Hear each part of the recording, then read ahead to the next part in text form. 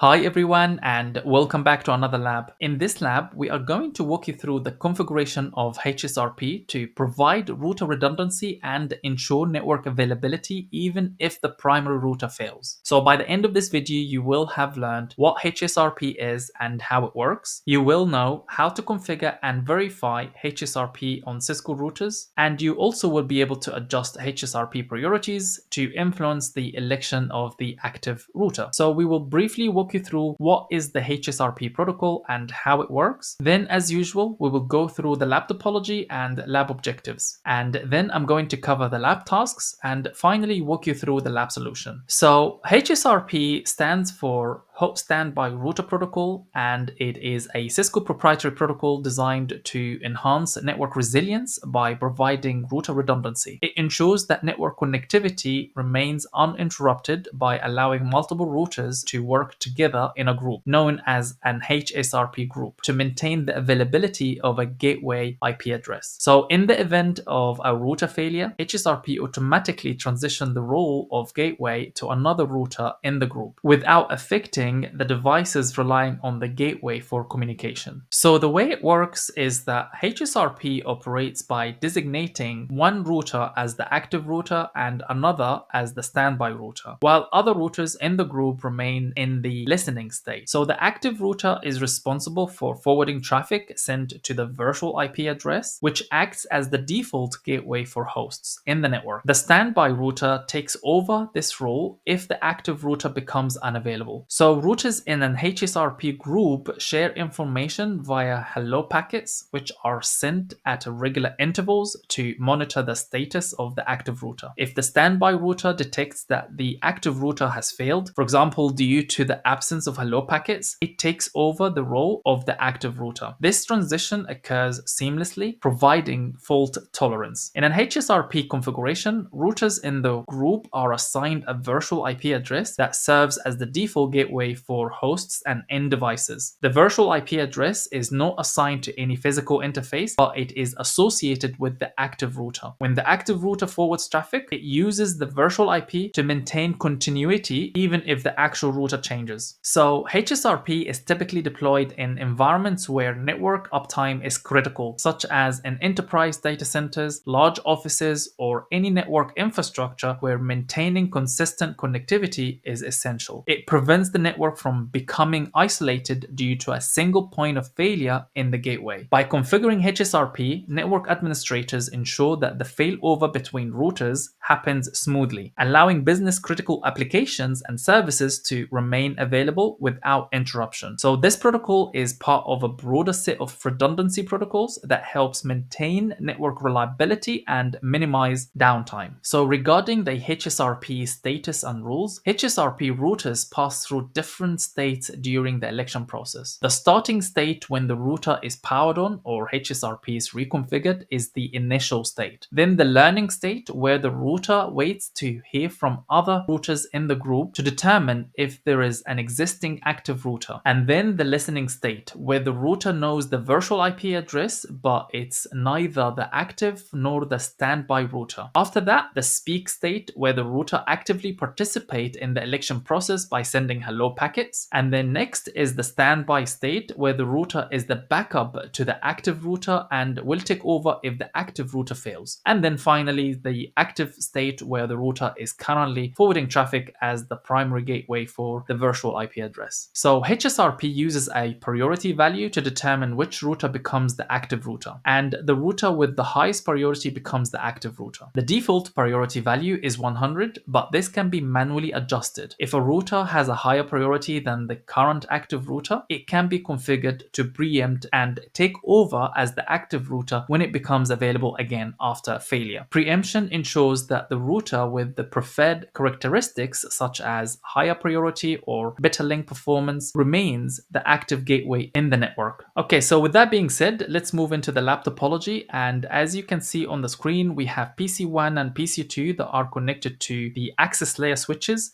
So PC1 is connected to access switch 1 and PC2 is connected to access switch 2. PC1 and PC2 are part of VLAN 100, and the default gateway that they will be using is the virtual IP address, which is 10.0.0.254. We have access switch 1 and access switch 2 are then connected to the distribution switches via trunk interfaces. And then the distribution switches are connected to the core routers via gig Ethernet 0/1 on both sides. Core routers are then connected to switch 3, and switch 3 is connected to server 1. And server 1 will have a default gateway of 198.51.100.3. And as you can see, according to the lab requirements, core router 1 will be the active router and core router 2 will be the standby HSRP router. So regarding the lab tasks, we will start by doing pre-checks for layer 2 and layer 3 network. So we're going to tackle the first task and the second task to perform some pre-checks. And then after that, we're going to move to task number 3, where we're going to do some pre-checks across our end devices, such as initiate a ping request from PC1 to PC2 and also from PC1 to server 1. And then we're going to move to step number 4, where we are going to configure HSRP across core router 1 and core router 2. And then we're going to move to step number 5, where we're going to perform some post checks on both routers to determine which router is the active and which one is the standby for HSRP. Then we're going to move to step number 6, where we're going to initiate a ping request from PC1 to server 1. And also we're going to perform some trace route to find out what path the traffic is using. And then after that, we're going to move to step number 7, where we're going to perform a failover test between the active router and the standby router. And then after this, we're going to roll back the changes and then perform some final checks. And then we're going to save the configuration, and that will be the end of our lab. Okay, so as usual, this is the moment where I normally ask you to pause the video and try this yourself to test your knowledge and skills. So I have added the lab document in the video description for you, so you can go ahead and download it and practice at your own pace. I have also included a couple of packet tracer labs for you to download. You will find a pre-lab and a post-lab version. The pre-lab version is for those who want to tackle all tasks from the beginning, while the post-lab provides the full lab solution. Okay, so I'm going to go ahead and tackle the first task, where we're going to perform some layer 2 pre-checks. So I'm going to jump into access switch 1. I'll go to the CLI. And then I'm going to go to user privilege. And from there, I'm going to say show interfaces status. And you can see that fast Ethernet 01 is connected to PC1. Right now, this interface is part of the VLAN 100. And also you can see that fast Ethernet 02 and fast Ethernet 03 are operating in trunk mode. I'm going to jump back into switch or access switch 2 and do the same thing quickly.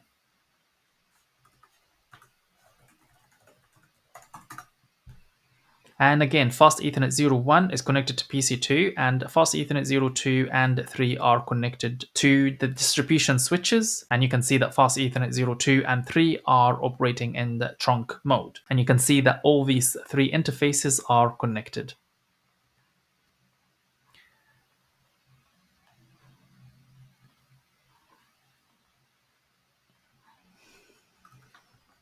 Now I'm going to verify the link between distribution switch 1 and distribution switch 2. So I'm going to say show interface trunk.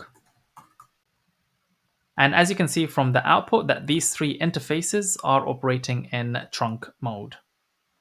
So I'll go to my topology and I'm going to go to the distribution switch 2 and do the same thing. So I'm going to say show interfaces trunk. And again, you can see that these 3 interfaces are also operating in trunk mode. So what I'm going to do next, I'm going to go back to access switch 1 and access switch 2. And I will issue the same command. So I'm going to say show interfaces trunk. And you can see that these 2 interfaces, fast Ethernet 02 and fast Ethernet 03, are operating in trunk mode. And if I go to access switch 2, I'll do the same thing. So I'm going to say show interfaces trunk. And again, we get similar output. Next, I'm going to check the interfaces between the distribution switches to the core routers. So I'll go to distribution switch 1, and I'm going to say show interfaces status. And you can see that this interface is connected to core router 1. You can see the interface is part VLAN 100. And now I'm going to check the distribution switch 2.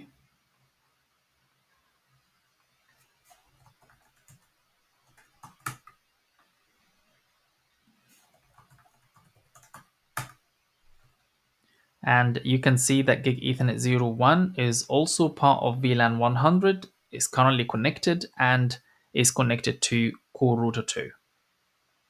Okay, so I'm going to move into the next task where we need to perform layer 3 pre-checks. So I will go to my topology and I will go to core router 1. And then I'm going to go to the CLI.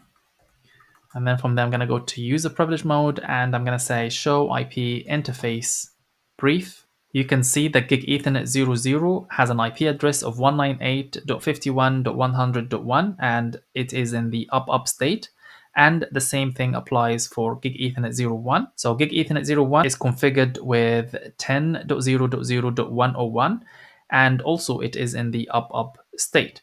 So if I do show run and go through the running config quickly, as I mentioned earlier, that gig Ethernet 0/0 is connected to switch 3, and gig Ethernet 0/1 is connected to the distribution switch 1, and both of these interfaces were in the up state. I'm going to jump into core router 2.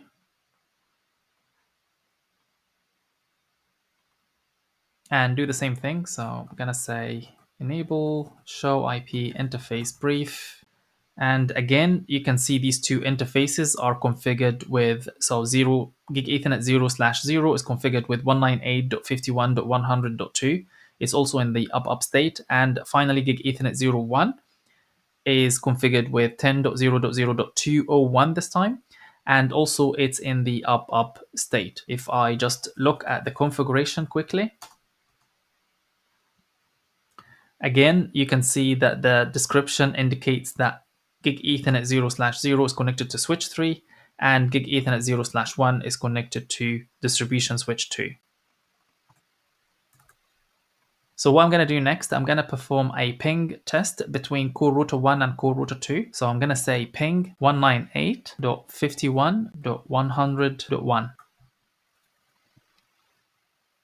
And I've just noticed that the second octet of the IP address was incorrect. So I'm going to up arrow this and I'm going to change from 61 to actually 51. And you can see that we have reachability between core router 1 and core router 2. I'm going to also ping the other IP address, which is the 10 network. So I'm going to say 10.0.0.101. And we can reach that network as well. I'm going to go ahead and then reveal the routing table. So I'm going to say show IP route.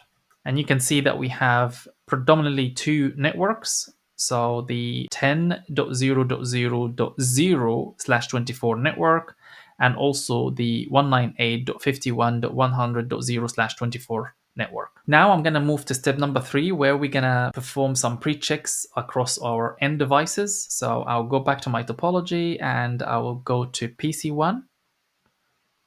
I'll go to desktop and command prompt, and I'm going to say ipconfig. You can see this is the current IPv4 address. This is the subnet mask and the default gateway, which is related to the virtual IP address that we are going to configure soon. So what I'm going to do, I'm going to try to reach PC2. So I'm going to say ping 10.0.0.2. And we can reach PC2. Next, let's try to ping server 1. So I'm going to say ping 198.51.100.3.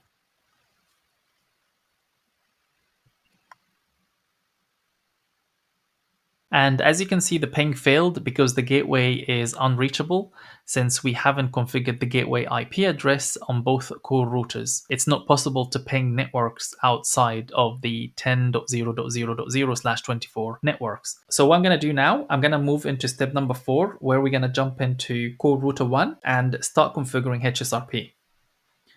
So I'll go to core router 1, and from there I'm going to go to global config. And here I'm going to say interface gig Ethernet 0/1 In order for us to configure a HSRP group number 100, we would need to say standby, and then if you question mark this, you will find a content sensitive help that will tell you the options that you can use after the standby command. As you can see, we have a variety of options that we could use, but I'm going to start with configuring the group number. So I'm going to say 100, and then after that, I'll question mark this again. And here we can then be more specific about what we want to do next. We will configure IPv4. So I'm going to say IP, and then we would need to configure the virtual IP address. So I'm going to say 10.0.0.254. And then what I'm going to do next, I'm going to set the priority. So I'm going to up arrow this, and I will change the command to priority. So I'm going to set the priority with 200. But we also need to provide the group number. So I'm going to say standby 100, priority 200. And as you can see, we received a syslog message indicating that the current state for HSRP went from standby to active. And then what I'm going to do next, I'm going to also configure the preemption command. So I'm going to say standby 100 and preempt. So what I'm going to do next, I'm going to configure the interface gig Ethernet 0/0 that is connected back to switch 3. So I'm going to say exit, and I'm going to say interface gig Ethernet 0/0. I would say standby 200, and I'm going to set the IP address with 198.51.100.3. That's the default gateway for server 1. And then I'm going to set the priority value to 200. And then after that, I'm going to also set the preemption. And if we wait a few seconds, we should be able to see the syslog message. And as you can see on the screen, we have already received syslog message that indicates that core router 1 is the active router. Next, I'm going to hit end. And then I will jump into core router 2 and do the same thing. So I'm going to say interface gig Ethernet 0/1. And here I'm going to say standby 100, IP address 10.0.0.254. And then I'm going to say standby 100, priority. I'm going to say 110. And that will do for the moment. And then I'm going to exit.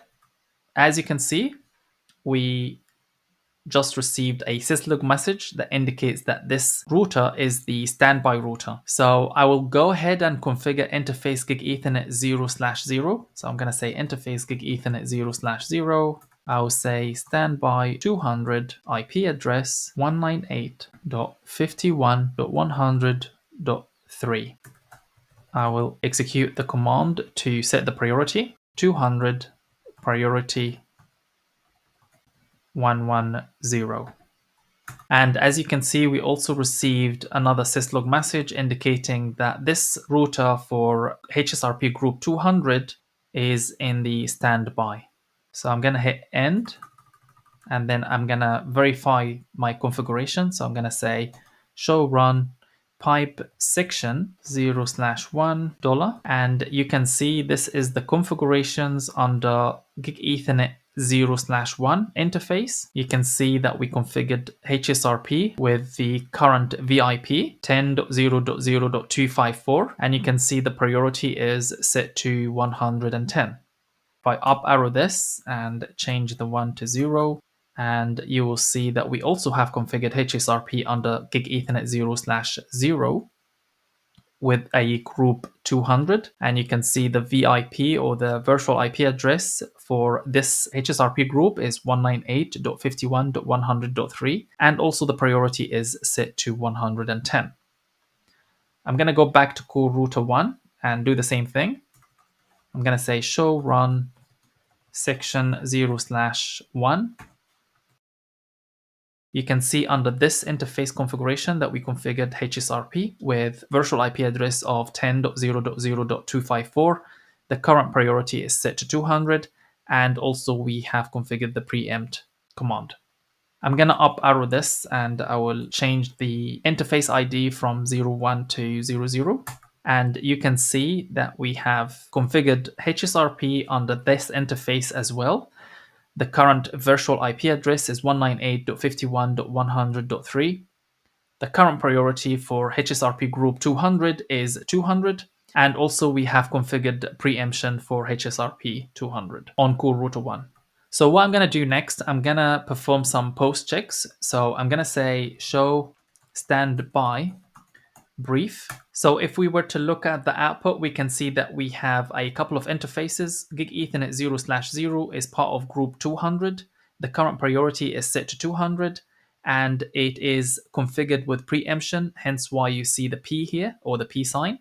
And also the current state is active. So this is the active HSRP and it is also local. So the active is local, is not remote. And you can see that the standby IP address is 198.51.100.2 for this HSRP group and is 10.0.0.201 for the group 100. And you can see the virtual IP address or the VIP is 198.51.100.3 for HSRP group 200 and is 10.0.0.254 for HSRP group 100. If you wanted to find out more information related to HSRP statistics, you can issue the show standby command. So if we were to examine the output, you can see that the first line of the output indicates the interface ID and the group number as well that this interface is associated with. The current state is active for this HSRP group, and you can see that state has changed 5 times.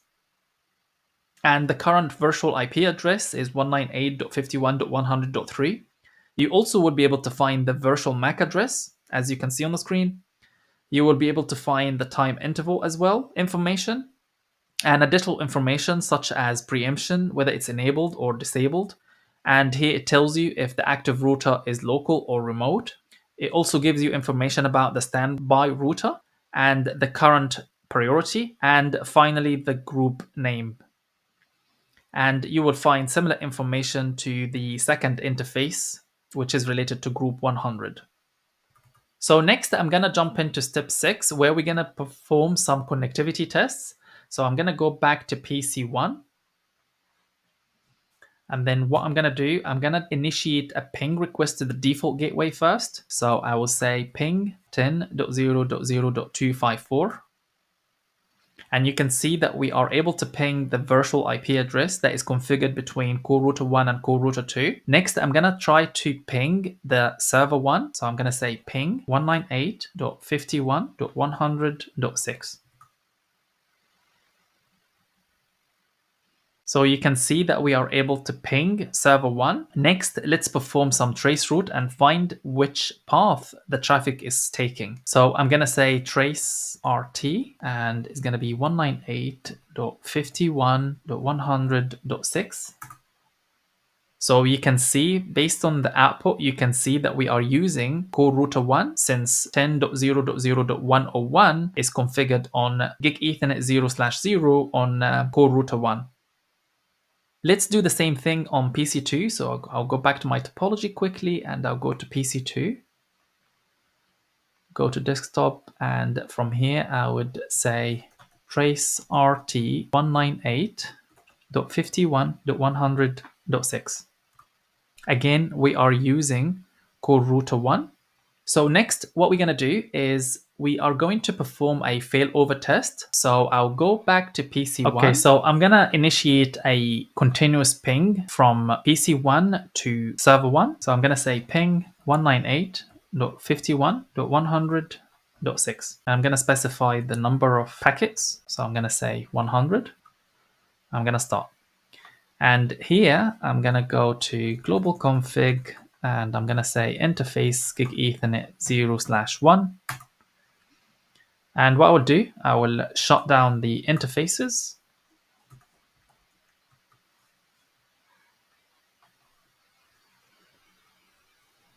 And let's see what's going to happen.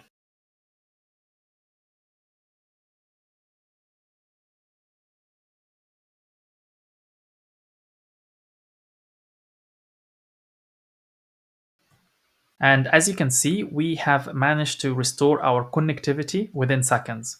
So what I will do, I will go back to my core router 2 And from here, I will go to show standby brief. You can see now that core router 2 is the active router for both groups. So I'll go back to core router 1 and I would say show standby brief.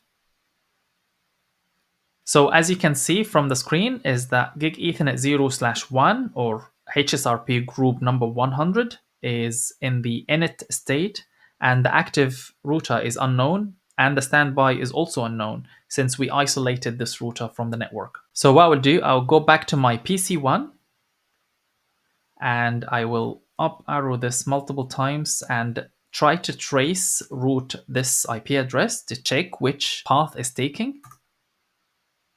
And this time you can see that it's taking core router 2 because it has the IP address of 10.0.0.201. And that proves that HSRP is working as expected. So next I'm gonna roll back the changes. So I will go back to gig ethernet 0/1 and enable the interface again.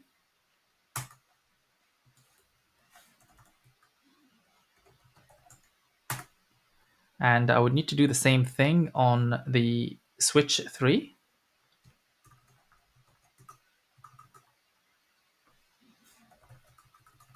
Now we just need to wait for spanning tree to calculate, and then we are going to perform the same test again. As you can see from the syslog messages is that core router 1 is now the active router for group 200, and the same applies for group 100. So this means the preemption configuration is also working as expected. So I'm going to go back to PC1 and reissue this command. And you can see that we are going through core router 1. So we can go ahead and save our configurations, and that concludes the lab. That's it folks for this video. If you found this video helpful, please don't forget to give it a thumbs up, and if you haven't already, please hit that subscribe button and turn notifications so you never miss our future tutorials and tech insights. If you have any questions, comments, feel free to drop a comment below. I read all your comments and I'm here to assist you. Remember, consistency and hands-on practice are key to success, so stay curious, stay inspired, and until next time, peace.